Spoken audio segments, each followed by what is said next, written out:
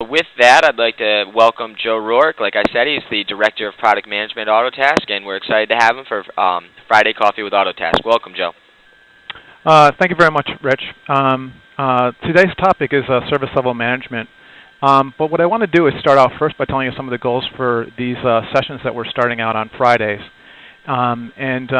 Really, one of the things we want to do is we want to dive into one business issue and quickly demonstrate how Autotask addresses it. So it's going to be fast-paced, about 30 minutes, so hope everyone already got their coffee. There's a recording available, as Rich indicated, for you to review later if there's something you want to go back and review. Questions will be at the end of the 30 minutes, so if you want to stay on, we'll be answering your questions. We're really focused more on a product demo. We have a few intro slides to go through, but again, the topic is going to be service level management. So the business issue really that we're looking to focus on and what we hear is that you want to consistently meet and exceed customer expectations for service delivery. And really, in terms of it, how does a tool or a solution like Autotask help with that kind of business issue? And in terms of customer satisfaction, it really means meeting a customer's expectation for service. And there can be three, but there are two primary components to that. First is the time it takes for them to get a call back, to get a first response. So if a customer has an issue and they call you, what is the length of time to which they actually speak to someone? And then the second is the actual target time that they have for resolution. And a lot of that actually will also vary based on the level of the problem that they're looking for. So providers first need to actually, before they even communicate what their SLA goals are with a customer, is to have some internal targets that they measure themselves against for first response and for resolution. And next, really what you need is an alignment of resources to meet those targets. So being able to easily prioritize your work to hit those targets, along with maybe some automation to allow you to escalate any kind of tickets that you may be going to miss, just making sure that nothing even falls through the cracks. And last, you really need accurate response details to share with customers, either when you meet with them, telling them how well you are doing in terms of meeting their goals, but sometimes their view of your response may be actually different than reality. So an example might be that a customer might feel that it took 5 days to resolve, but in reality, you were waiting for the customer for a day to get back to you on some critical information, or maybe 2 of those days were over a weekend. That's where recording the information down at the ticket level about what actually response was is very important in terms of it. You also need to have data for reporting purposes to understand where you actually might be missing targets, what types of tickets that you might be having problems with, where there may be a training issue. So always looking for ways to improve based on the results of what you've been providing.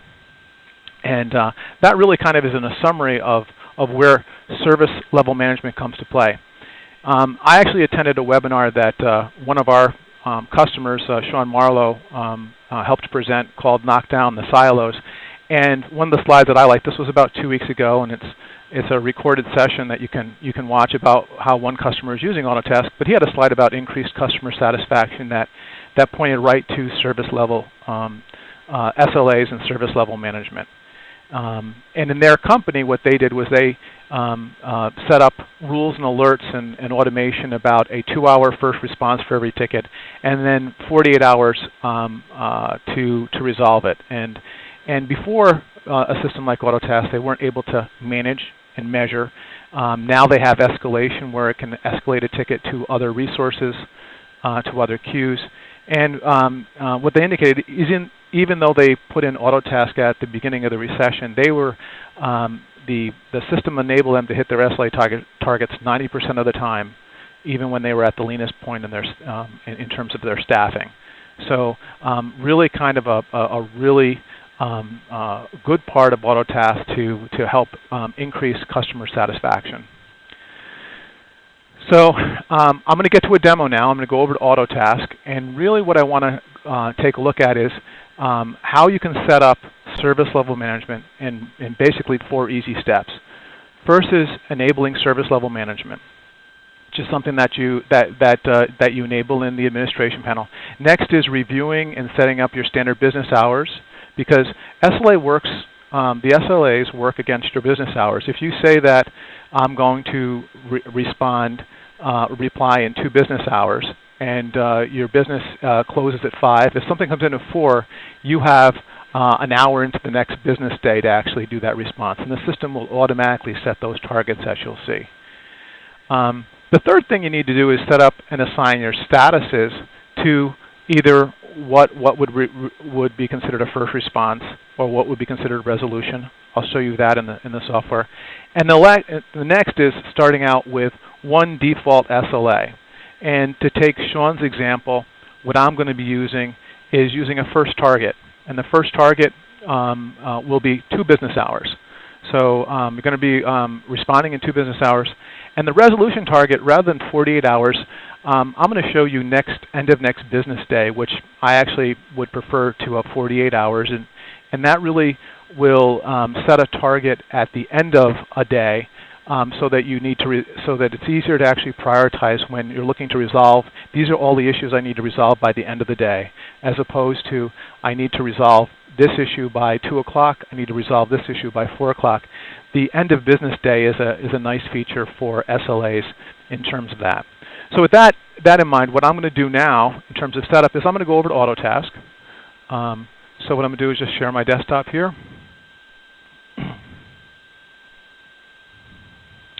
And I'm going to go over to Autotask, and we're going to start out in the administration area of Autotask. So as I said, this is really focused on product. In the admin area, you have workflow policies. And workflow policies is where you just enable or configure the system based on what features that you want to use.